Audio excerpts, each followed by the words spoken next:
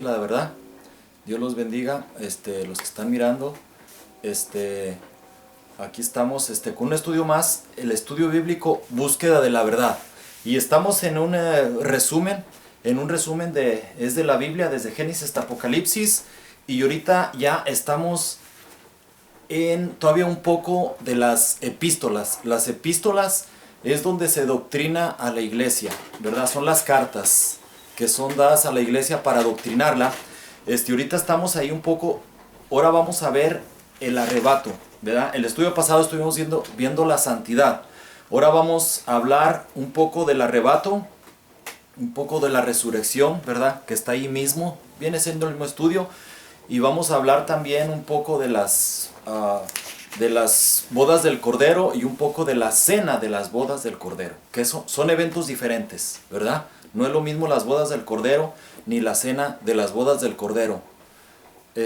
Ni siquiera hay otro evento en la Biblia que nos habla de la cena del Señor, es otro evento diferente, y otro evento que nos habla de la cena de Dios. Son cosas muy diferentes. Las bodas del Cordero, la cena de las bodas del Cordero, la cena del Señor y la cena de Dios, ¿verdad? Pero aquí vamos a hablar de las bodas del Cordero y de la cena de las bodas del Cordero un poco. Pero más que nada nos vamos a enfocar ahora en el arrebato, ¿sí? Y bueno, aquí en Tesalonicenses 4, capítulo 4, versículo del 13 al 18, dice la Biblia: Tampoco queremos, hermanos, que ignoréis acerca de los que duermen, para que no os entristezcáis como los otros que no tienen esperanza. Porque si creemos que Jesús murió y resucitó, así también traerá Dios con Jesús a los que durmieron en él. Por lo cual os decimos esto en palabra del Señor, que nosotros que vivimos, que habremos quedado hasta la venida del Señor, no precederemos a los que duermen. Porque el Señor mismo, con voz de mando, con voz de arcángel, con trompeta de Dios, descenderá del cielo, y los muertos en Cristo resucitarán primero. Luego nosotros los que vivamos, los que hayamos quedado, seremos arrebatados juntamente con ellos en las nubes para recibir al Señor en el aire, y así estaremos por siempre con Él. Por tanto, alentaos los unos a los otros con estas palabras.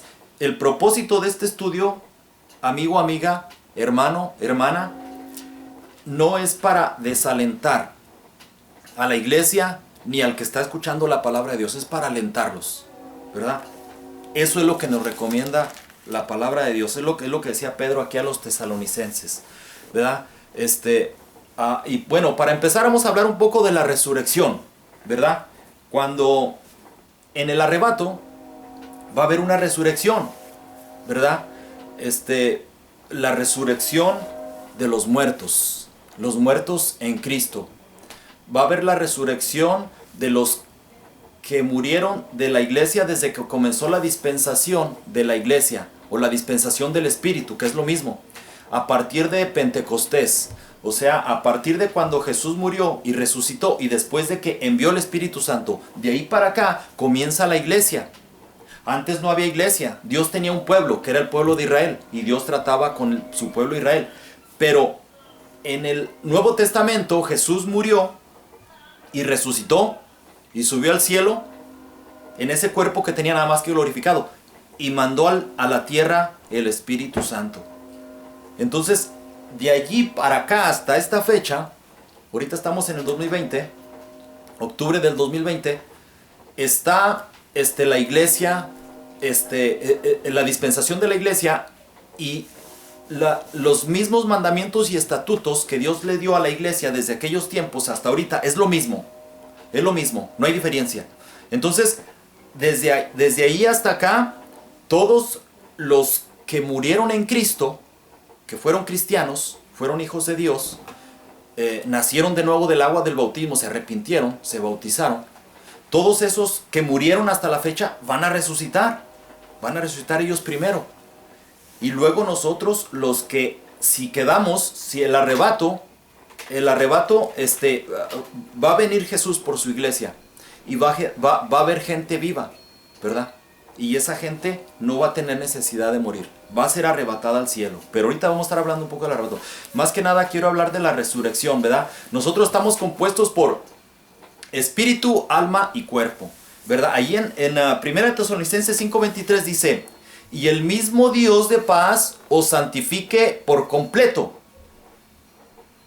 y todo vuestro ser, espíritu, alma y cuerpo, sea guardado irreprensible para la venida de nuestro Señor Jesucristo. Bueno, la palabra misma nos dice que tenemos espíritu, alma y cuerpo. De eso estamos compuestos. Entonces, muerte es separación. Cuando separa nuestro alma y nuestro espíritu del cuerpo, eso es la muerte, ¿verdad? Nuestro cuerpo, pues, es el que vemos, al que alimentamos, ¿verdad? Eso no está difícil de identificar, eso está claro. Pero nuestra alma es el yo. Todos mis sentimientos que yo tengo en mi corazón, todo mi ser, todo mi carácter, mi manera de ser, mis atributos, mis virtudes, mis cualidades, eso es el alma, eso es el yo. El espíritu, nuestro espíritu es algo que Dios nos presta temporalmente, y con ese espíritu tenemos comunión con Dios.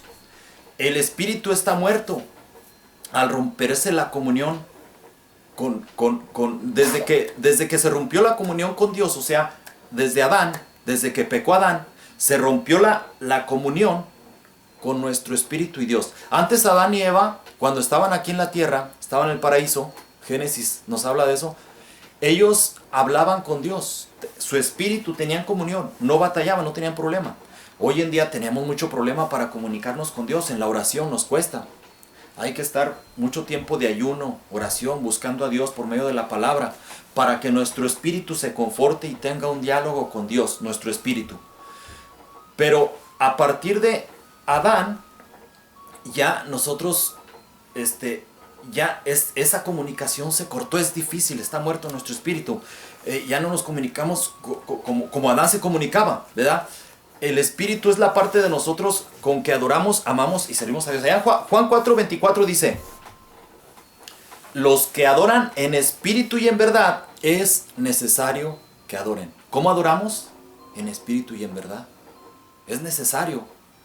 A ti, amigo o amiga, tal vez te cuesta orar, y tal vez tú oras y sientes como que le estás hablando al aire, o te aburres, o te sientes ridículo. No, pues yo qué estoy haciendo hablando solo. No, pues es que cuando pasan esos pensamientos por tu mente, por tu corazón, es que tu espíritu lo tienes bien muerto, ¿verdad? Contristado, dice la Biblia. Se contrista. El espíritu está ahí, todo caído, todo débil. La carne está viva. La carne, para el pecado, para todo lo que le agrada, la carne está así. Pero el espíritu está ahí. Entonces, cuando vas a orar, no, tu espíritu no reacciona. No lo vivificas con la palabra de Dios, con la oración, congregándote a un lugar. Los sentidos espirituales son los que avivan. Y cuando el espíritu está avivado, cuando uno lo vivifica en ayuno, oración, lectura, escuchando prédicas, yendo a una iglesia, estando activo en la iglesia, el espíritu está dispuesto y la carne se somete al espíritu, ¿verdad?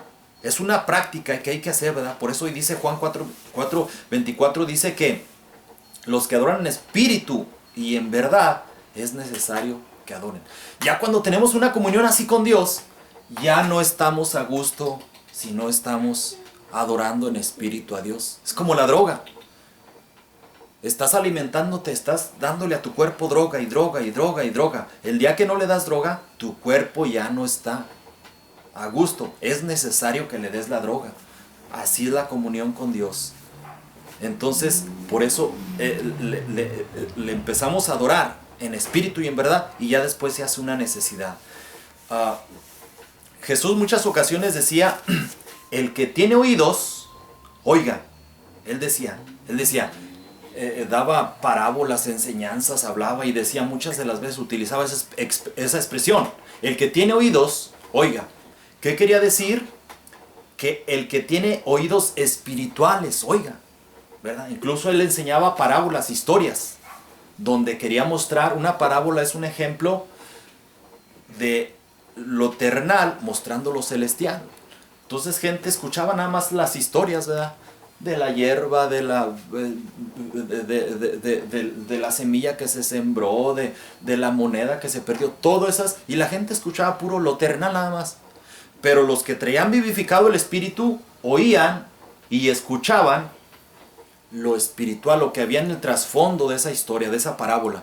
O sea, figuraba lo del cielo, con lo de la tierra, con los ejemplos que él nos ponía en la tierra, uno figuraba lo del cielo. Y ya está hablado, en estos estudios pasados se ha estado hablando de las parábolas, ¿verdad? Lo que es esa parábola. Entonces, un ejemplo, allá, hay gente que está ahorita con el Señor. Están ausentes en el cuerpo y presentes en el Señor. Hay mucha gente que se ha muerto, desde Cristo para acá. Y toda esa gente, bueno, desde antes de Cristo. Entonces, toda esa gente está presentes con el Señor. Están allá. Entonces, allí mismo están escuchando, ahí oyen y sienten y tienen sentidos y piensan. Sus cuerpos se quedaron aquí en la tierra donde estén. Tal vez algunos todavía están frescos, otros ya puros huesos, otros ya puro polvo, los que ya tienen siglos muertos.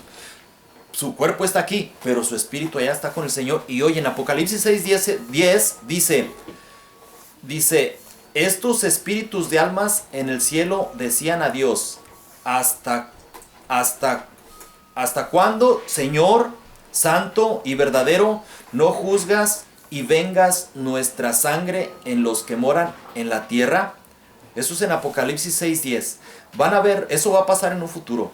Unas almas le van a decir al Señor, se van a acordar y van a escuchar y van a poder hablar, ¿verdad? Porque ese espíritu que lo tenían aquí en la tierra, lo vivificaron y alcanzaron salvación, están ahí, ¿verdad? Así es nuestro espíritu. Aquí como decía, muerte es separación. Muerte es separación. Muerte es separación el alma del cuerpo. En Génesis, ¿dónde está? En Génesis 35:18, ahí dice, aconteció que al salírsele el alma, pues murió, ¿verdad? Está hablando de Raquel que murió y dice que se le salió, al salirse el alma, y lo dice entre paréntesis, pues murió. O sea que, ¿cuándo es cuando muere uno? Cuando se sale nuestra alma de nosotros. Así es que, bueno, los difuntos, pues sí, hay que tenerle respeto al cuerpo, ¿verdad? Pero en realidad cuando alguien se muere allí en la caja, en el panteón, no hay nada, no siente nada. Es un cuerpo inerte que no siente. No tiene caso ni hablarle, ni decirle nada. Hay que respetar los que hacen eso, por supuesto, y hay que respetar el cuerpo, por supuesto. Pero no siente nada. Pero no quiere decir que se acabó todo ahí. No, en algún lugar está sintiendo. Los que fueron salvos se van al cielo presentes al Señor temporalmente. Ya están en un, como que el Señor les pone un cuerpo temporal, ¿verdad? Y los que no son salvos se van a un lugar donde están sufriendo. Lucas 16 nos habla de eso, ¿verdad? Y habla la diferencia de dos lugares, ¿verdad? Antes, esos dos lugares estaban abajo, en el centro de la tierra, en algún lugar. Lucas 16, léelo cuando tenga chance. Y ahí estaban dos lugares. En uno estaban los que eran salvos y en otro los que no eran salvos. Los que eran salvos estaban reposando y descansando. Y los que no eran salvos estaban en llamas. Estaban sintiendo como que como que su alma y su espíritu en ese lugar se materializan y sienten. Y eso lo vamos a estar viendo. Ahorita ya estamos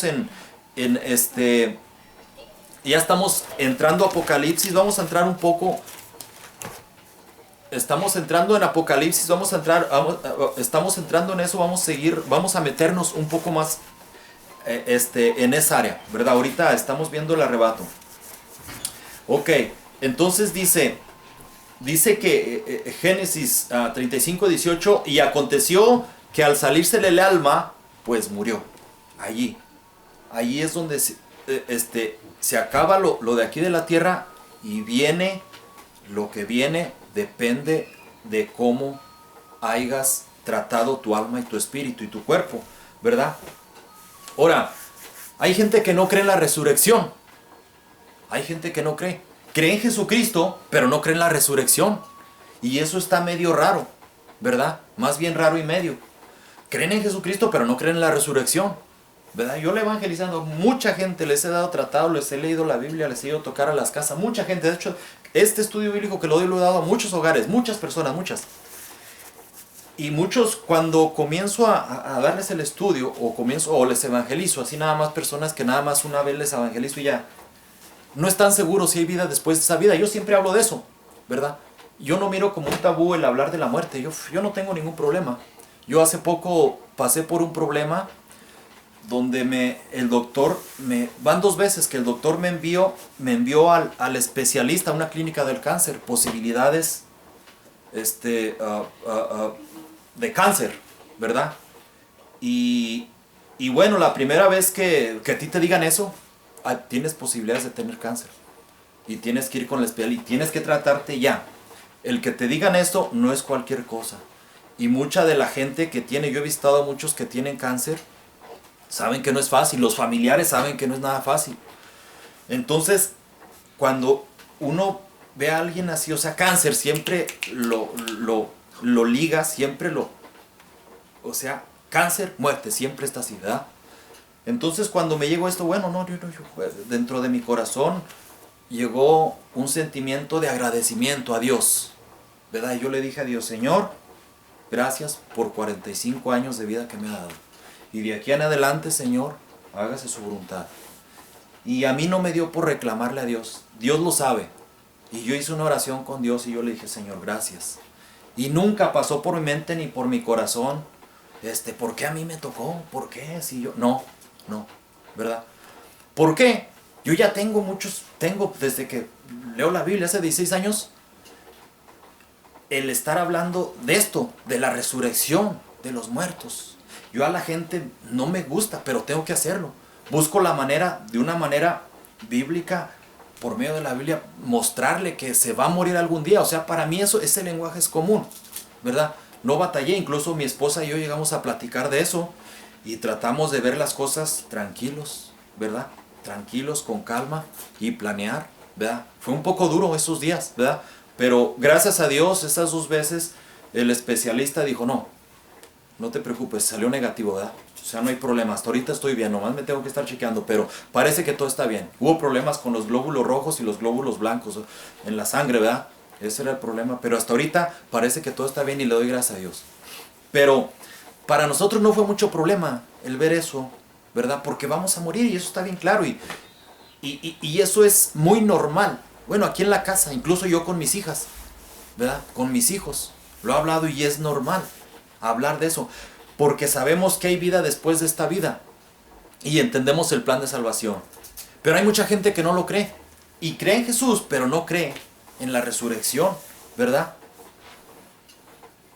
Entonces, si no creemos en la resurrección de muertos, pues entonces Cristo no resucitó.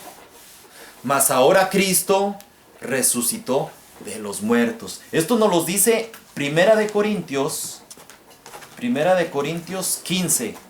Vamos a leer Primera de Corintios 15. Les voy a leer. Aquí dice, porque primeramente os he enseñado lo que asimismo recibí, que Cristo murió por nuestros pecados conforme a las Escrituras, y que fue sepultado y que resucitó al tercer día conforme a las Escrituras, y apareció a Cefas y después a los 12. Después apareció a más de 500 hermanos a la vez, de los cuales muchos viven aún y otros ya duermen.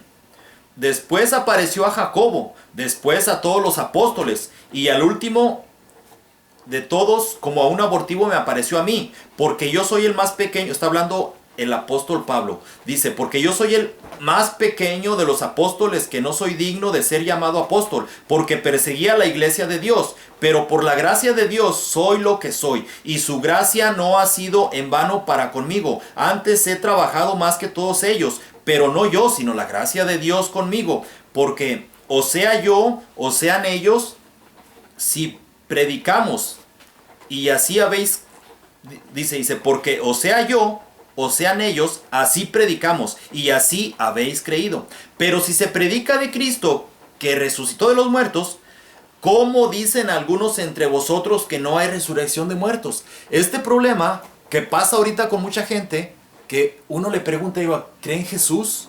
Dice, sí. ¿Cree que Jesús es Dios? Sí. Oiga, ¿y cree que hay vida después de esta vida? Ah, no, eso quién sabe.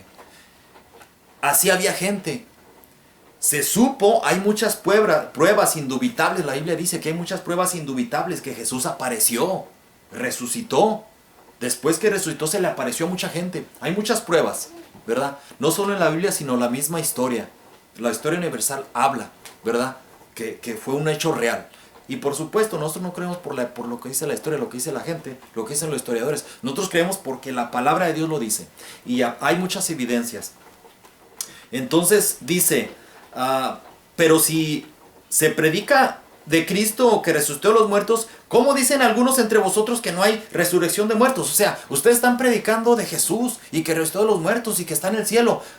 Pero entonces, ¿cómo no creen que hay resurrección si Jesucristo? Ustedes no están predicando que Jesucristo resucitó de los muertos. Es lo que está diciendo aquí, dice, porque si no hay resurrección de muertos, tampoco Cristo resucitó. Y si Cristo no resucitó, vana es entonces nuestra predicación, vana es también nuestra fe.